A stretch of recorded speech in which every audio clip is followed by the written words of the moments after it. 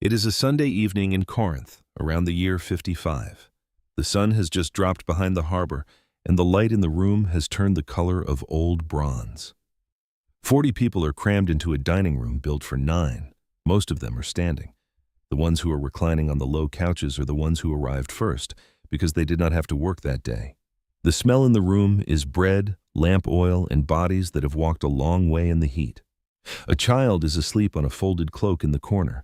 Somewhere outside, a Roman patrol passes the corner of the street. Inside, a woman has just stood up to read aloud from a letter. The letter arrived that morning, carried in a leather satchel by a deacon named Phoebe, who had walked it across 2 seas. The handwriting at the end of the letter is large and uneven, because the man who dictated it took the pen for the last few lines himself. His name is Paul. Most of the people in the room cannot read, so she reads it for them. Slowly, 1 paragraph at a time. A baker, a slave, a Roman soldier on leave, a freedwoman, and a wealthy widow who owns the house are listening to the same sentences at the same time. Nobody in the room is wearing anything that would identify them as clergy, because there is no such category yet. Nobody is sitting in pews, because pews will not be invented for another 1,000 years. Nobody has walked through a door marked sanctuary, because the building they are in is somebody's house. When the letter ends, the room does not empty. The meal begins. Now picture the room you sat in last Sunday. The lobby, the platform, the lights, the projection screen, the printed program, the schedule of services that started on time and ended on time. The same religion, 2,000 years later. The same letters, in fact, are still being read aloud, and almost nothing else about the 2 rooms looks the same. For most of Christian history, people have assumed the difference between those 2 rooms was a matter of choice. Either the early church chose its shape and the modern church abandoned it, or the modern church improved on a primitive original. Both of those answers turn out to be wrong. The actual reason the early church looked nothing like today's church is not theological. It is not a matter of conviction or correction. The reason is something almost nobody names out loud. The early church looked the way it did because it had no other choice. Every visible feature of that room in Corinth was a response to pressure, not a statement of preference. That single sentence is the answer to the question this video is asking. But to see why it is the answer, you have to walk through the evidence 1 piece at a time. Because the pressure shaped everything. Start with the room itself. A standard Roman dining room in the 1st century, the room where these gatherings actually happened, held 9 reclining adults comfortably. A wealthier home with a larger atrium might hold 30 or 50 if people were willing to stand for hours. Beyond that, the room could not physically accommodate more bodies. When a city's Christian population outgrew the largest available house, the solution was not to build a bigger building. The solution was to plant a second house church. That is why Paul writes to multiple distinct churches in the same city. He is not addressing branches of one institution. He is writing to separate gatherings in separate homes that have hit the ceiling of the available space. The architecture of the early church was small because the only available rooms were small. That is the first piece of pressure. The reason there were no church buildings is not that the early Christians had a theological objection to them. The reason is that they could not legally build any. For the first 3 centuries of Christian history, Christianity was an unrecognized religion in the Roman Empire. It had no legal standing. It could not own property as an institution. It could not hold public assemblies. It could not register a building as a religious site. The earliest building anywhere in the world that historians can confirm was modified to be a Christian meeting space dates to around the year 240, 2 centuries after the resurrection. The site is in eastern Syria, and even that one was a converted house, not new construction. Before that date, every Christian gathering anyone has ever found a record of happened in a private home, every single one. That is not a stylistic choice. That is what was legally available. The early church met in houses because houses were the only place in a legal religion was allowed to meet. The pressure of the law shaped the architecture before anything else did. The next piece of evidence is the meal. Every documented Christian gathering in the 1st century centered on a full shared meal. Not a wafer and a sip of juice in plastic cups. An actual dinner with bread and wine and whatever else the host had to put on the table. In 1 Corinthians chapter 11, Paul rebukes the Corinthian church directly because the wealthy members were arriving early and eating most of the food before the working poor could get there. He could only write that rebuke because the meal was the gathering. There was no separation between the worship service and the dinner. They were the same event. The reason for this is not theological either. It is cultural and economic. In the first-century Roman world, you did not invite people into your home without feeding them. A gathering without a meal was not a gathering. It was a transaction. For Christians who were meeting in private homes by legal necessity, the meal was not an addition to the worship. It was the host's obligation to the guests. The pressure of Roman hospitality customs shaped the worship pattern. When the conditions later changed and Christians began meeting in public buildings, the meal contracted almost immediately. It became a wafer and a cup, because once you are no longer eating in someone's house, you are no longer obligated to feed anyone. The meal was central to the early church because of where the early church was forced to meet. The next piece is the participation. In 1 Corinthians chapter 14, Paul describes what a normal Sunday gathering looked like in his own words, in plain Greek. When you come together, he says, each one has a hymn, a lesson, a revelation, a tongue, or an interpretation. Plural sources distributed across the room. Not one voice from a platform delivering content to a passive audience. The room itself contributed the content of the meeting. Whoever had something to bring was expected to bring it. The reason for this is the room. A dining room of 40 people does not have a stage. It does not have an acoustic separation between the speaker and the audience. There is no architectural way to centralize attention on one person. The participation was distributed because the room had no center. When Christians later moved into basilicas, which were originally Roman public buildings designed for a magistrate to address a crowd from a raised platform, the participation pattern changed within a single generation. One voice from a platform, addressing a passive audience, because that is what a basilica is shaped to do. The pressure of the available architecture shaped who got to speak.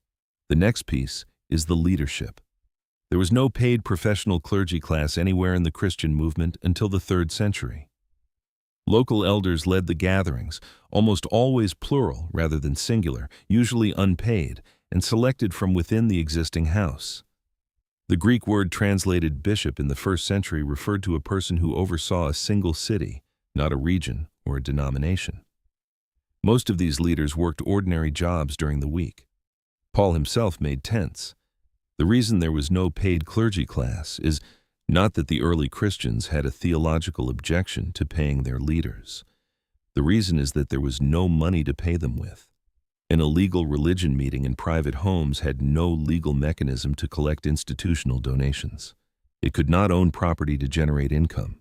It could not levy a tax on its members. Every coin that came into the movement came as a personal gift from one believer to another, often passed hand to hand, often given to support traveling apostles, or to send relief to suffering churches in other cities. There was no central treasury because there was no central institution. There was no central institution because such an institution would have been illegal. The pressure of legal status shaped the leadership structure. When Constantine legalized Christianity in the year 313 and the imperial treasury began funding church buildings directly, a paid clergy class emerged within a single generation, because suddenly there was money to pay them with. The 5th and final piece is the legal status itself, and it is the piece that ties all the others together. Christianity was illegal or quasi-legal across the Roman Empire from the year 64 until the year 313, 250 years. During that period, hosting a Christian gathering could cost you your standing in the city. It could cost you your business. In a bad decade, it could cost you your life. The meetings were quiet because the alternative was a visit from the local magistrate. The membership rolls did not exist because membership rolls were evidence in a prosecution. The buildings did not exist because buildings could be confiscated. The clergy did not exist as a public class because public clergy were the first to be arrested. Every external feature of the early church was a survival adaptation to the legal reality of practicing an illegal religion in a hostile empire. That is the answer the title is asking about. The early church looked nothing like today's church because the early church was operating under conditions today's church does not face. Once those conditions changed, the church changed with them. In the year 313, Constantine signed an edict that legalized Christianity across the empire. Within one generation, the first basilicas were going up across major cities, funded directly from the imperial treasury. Within 2 generations, a paid clergy class was firmly established. Within 3 generations, an empire-wide hierarchy with regional jurisdictions and standardized liturgy was in place. The shape of the early church did not erode slowly over 1,000 years. It transformed within roughly a single century of legalization. That speed is the proof. If the original shape had been a deliberate theological choice, you would expect it to persist when the persecution stopped. It did not persist. It changed almost as fast as the conditions changed, which means the original shape was never a doctrine in the first place. It was a survival pattern. The early church looked nothing like today's church for the same reason a person hiding in a cellar looks nothing like the same person walking through a public square. Same person, different conditions. This is not a verdict on either era. It does not mean the modern church is wrong, and it does not mean the first century is the model that has to be copied. It means the difference between the 2 rooms is structural, not spiritual.